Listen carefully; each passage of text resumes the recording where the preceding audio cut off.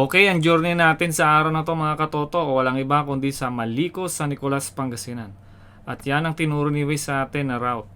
Pero mali pala mga katoto kasi masyadong malayo yung route na itinuro niya na sinunod namin. Yang may araw na pula ang sundin nyo mga katoto para 1 oras at kalahati lang ang biyahe nyo. Kasi sa route na tinuro ni Waze inabot kami ng 4 hours sa biyahe. Patay na naglason na pasobra sa joyride. Minsan sa buhay natin, kailangan mo din lumabas o umalis sa lungga natin. Nang sa ganon, makapag-unwind din paminsan-minsan. Hindi pwedeng puro trabaho na lang. Yung tipong tumanda ka nakakatrabaho. Kaya dapat joyride din. Yung para kang nakawalang manok. Kung yung tambay nga nagagawa pang mag-unwind o joyride, ikaw pa kaya na may trabaho? Mag-file ka na rin ng leave para magamit mo din, sayang yan, total bayad naman. Kaya ano pang hinihintay mo? Tara na, sumama ka sa journey ni Katoto. Panoodin mo itong vlog ko, baka sakali magustuhan mo at magawa mo din bumisita at pumasyal dito sa Malicos, San Nicolas, Pangasinan. Bukod sa mabundok na, fresh air pa, at higit sa lahat, malamig pa. Okay? Let's go! Tingnan nyo, nakarating kami ng Nueva Ecija. At ako din ang kanilang kungkundit photographer. Tamang anggulo lang mga katoto. Nakarating din kami sa pamilihang bayan ng Santa Fe. Ang layo talaga ng inikot namin. At yun nga, nakarating muna kami sa viewpoint mga katoto. Kung titignan mo, parang simpleng tayo lang sa pagpapapicture, no? Pero yung likod niyan, bangin yan mga katoto. Kunting dulas mo dyan, mamaalam ka ng di oras dyan. Kaya ingat kayo kapag nagpapapicture kayo dito mga katoto.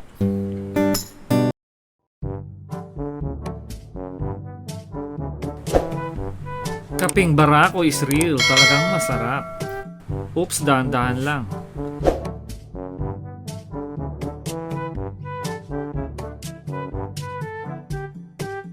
Haluin mo mabuti para nanunot ang sarap. Siyempre, hindi mawawala yung maritisan nila. Diyan sila humuhugot ng lakas eh. Dynamite, Nova at mais lang ang aming merienda. Pagkain ng gutang.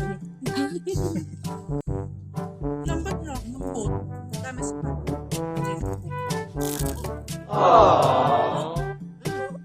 Okay, ito na yung entrance mga katoto. Let's go!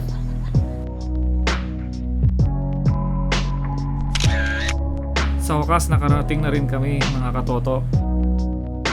Okay, practice naman sa pagpapalipad ng drone bago gumawa ng cinematic views.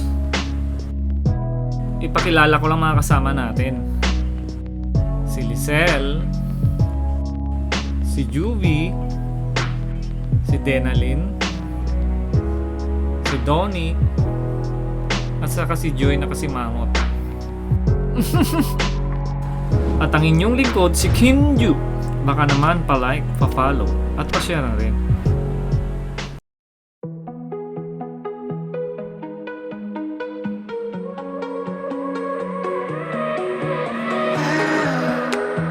Think there's something blowing in the wind tonight.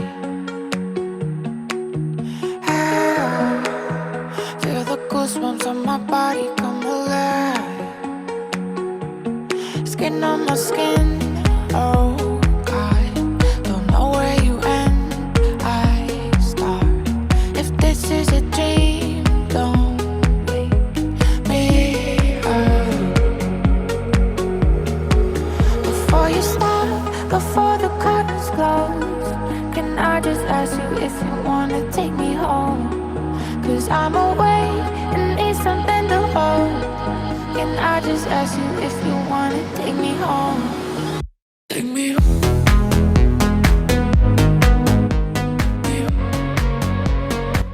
Paalala lang mga katoto, kapag pupunta kayo dito sa Malicos, San Nicolas, Pangasinan, magdoble ingat kayo kasi masyadong matarik ang daan.